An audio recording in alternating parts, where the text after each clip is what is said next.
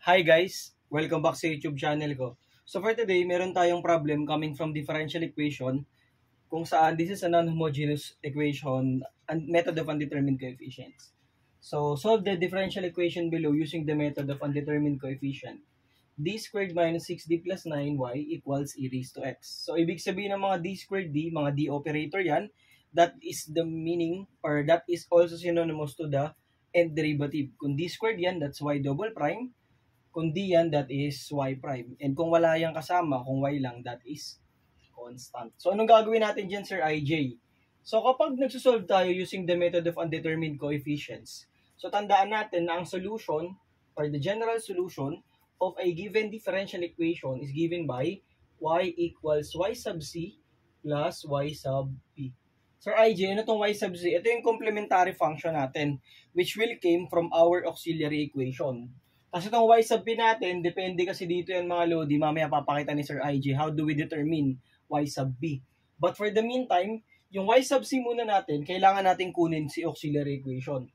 Ano yung auxiliary equation natin? So d squared will be set to m squared. Kumbaga, ang sineset natin sa kanya is yung m natin is equal to y prime, m squared is equal to y double prime. So we have the auxiliary equation for the y sub c, mga lodi gigs. So we have m squared minus 6m plus 9 equals 0. Sir IG, bakit nawala yung y? So obviously guys, yung 9y na yan, constant po yan dito sa ating auxiliary equation. Yung d squared y, that is our m squared. dy, that is m. Yung 9y is just 9 constant. So applying factoring, so this is a perfect square. So m minus 3, quantity squared equals 0. So we have m equals 3 and 3. Okay, repeated yan, Sir IJ. How do we do that? So obviously, kapag repeated, automatic, etong 3 na to will be the coefficient of x in our exponential form.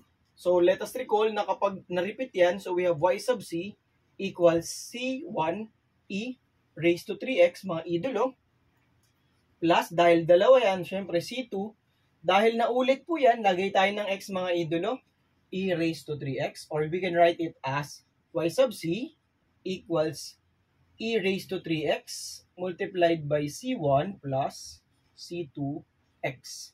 So yung y sub c natin, okay na. How about y sub b, Sir IJ? So yung y sub b natin, guys, nakadepende dun sa root nung ano natin, nung nasa right side. Tingnan natin maigi, ano ba yung coefficient nito? So 1. So medyo simpler case na lang muna tayo for the meantime. But as we go on dun sa mga next videos natin, what if nag-repeat na siya? How do we do that ba, Sir IJ? So, simulan muna natin sa mas madali. So, ito, ang coefficient nito is 1. So, dahil 1 yan, tas hindi naman siya naulit sa left side, so we can set yung y sub p natin as, lagay ka lang ng coefficient, a e raised to x. Ginaya mo lang siya, tas lagay ka ng a. Kailan ka maglalagay ng x, Sir IJ? Maglalagay tayo ng x kapag may naulit, or basta kapag papakita ko na lang sa inyo mga lodi sa mga next videos natin. For the meantime, ano muna natin, i-grasp muna natin yung basic method sa paggawa nito. So we have y sub p equals a e raised to x. How do we do that now, Sir IJ? Notice that the highest derivative is second derivative. So kailangan natin kunin yung first derivative at second derivative in which wala tayong problema kasi hindi naman siya magbabago. So 'di ba guys, sana hindi nagbabago. Charot. Hindi, joke lang mga lodi. So the second derivative is also a e raised to x. So how do we do that now, Sir IJ? Itong d squared y, itong y, gawin natin y sub b. So that will be d squared y sub b minus 6d y sub b.